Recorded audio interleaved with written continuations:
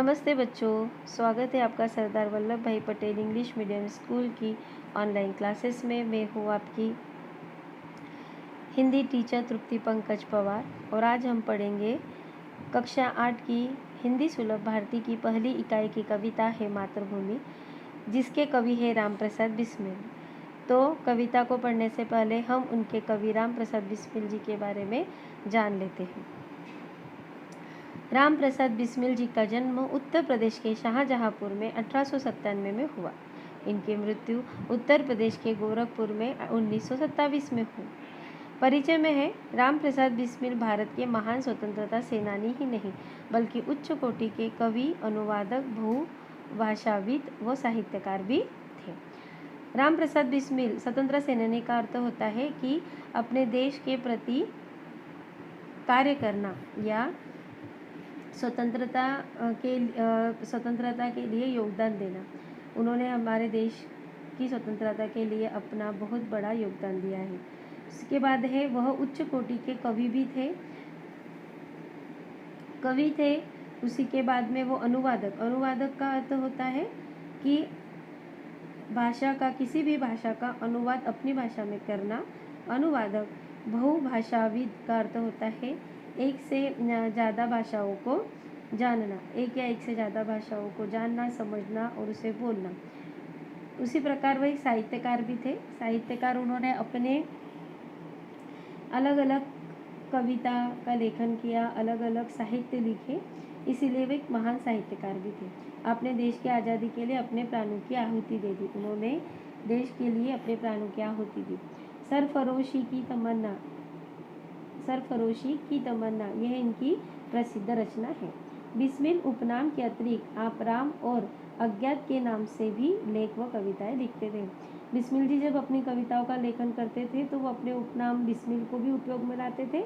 उसी प्रकार राम और अज्ञात के नाम को भी वो इस्तेमाल किया करते थे। अब इनकी प्रमुख कृतियों में है मन की लहर और आत्मकथा। अब उनके पद्य संबंध जो उन्होंने है मातृभूमि लिखा है उसके संबंध में जान लेते। प्रस्तुत कविता में क्रांतिकारी एवं स्वतंत्रता सेनानी कवि राम प्रसाद बिस्मिल जी ने मातृभूमि के प्रति अपने प्रेम एवं भक्तिभाव को व्यक्त किया है। आप तो जानते ही हैं, राम प्रसाद बिस्मिल एक स्वतंत्रता सेनानी थे। तो इसी प्रकार उन्होंने अपने साहित्य का एक भाग अपनी मातृभूमि को अर्पण करते हुए ये कविता लिखी। यहाँ आपने मातृभूमि की सेवा करने और देश हित में निछावर हो जाने की लालसा व्यक्त की है। लालसा मतलब इच्छा। उनकी इच्छा ऐसी थी कि वह हमेशा अपना जीवन का हर एक बहुमूल्य पल अपने देश की सेवा में बिताए और अपने जीवन को भी इस देश के लिए न्यौछावर कर दे। तो ये हो गया उनका जीवन परिचय। ठीक है, तो अब कविता का पठन हम लय और सुर के साथ में करेंगे। हे मातृभूमि तेरे चरणों में शीश नवाऊं, मैं भक्ति भेंट अपनी तेरी शरण में लाऊं। माथे पे तू हो चंदन, छाती पे तू हो माला, जीवा पे गीत तू मेरा, तेरा ही नाम गाऊं। जिससे सपूत उपजे श्री राम कृष्ण जैसे, उस दूल को मैं तेरी निज शीश पे चढ़ाऊं। माई समुद्र जिसकी पद रच को नित्य धोकर, करता प्रणाम तुझको मैं बेचरण दबाऊं। सेवा में तेरी माता मैं भेदभाव तज कर, वह पुण्य नाम तेरा प्रतिदिन सुनो और सुनाऊं। तेरे ही काम आऊं, तेरा ही मंत्र गाऊं। मन और देह तुम पर बलिदान में जाऊं। बलिदान में जाऊं। प्रस्तुत पद्य में पद्य की शुरुआत की 2 लाइनों में कवि कहते हैं, हे मातृभूमि तेरे चरणों में शीश नवाऊं।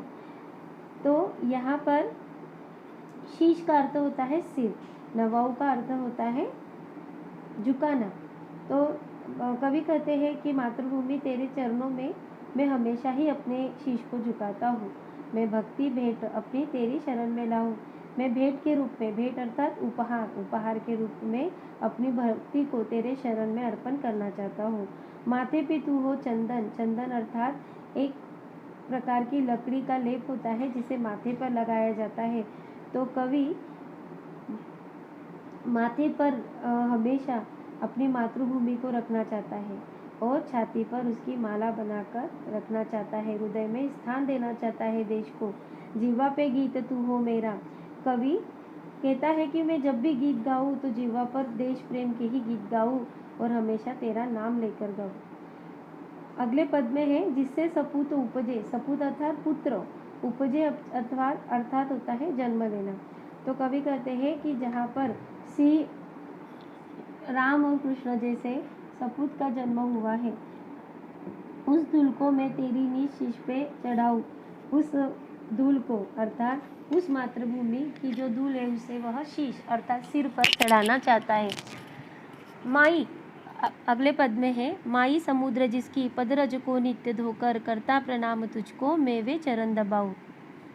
यहाँ पर कवि, माई का अर्थ होता है माता, समुद्र अर्थात सागर। तो कवि कहते हैं कि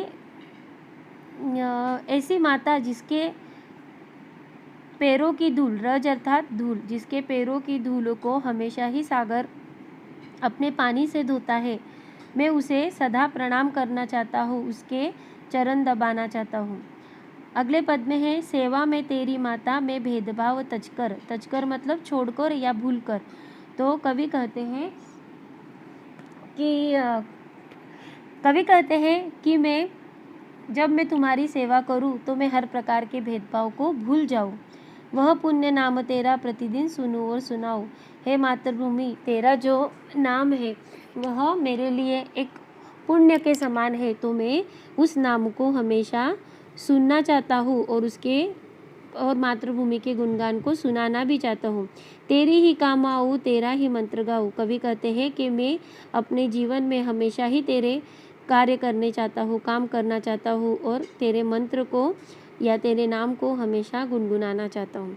मन और देह, देह अर्थात शरीर।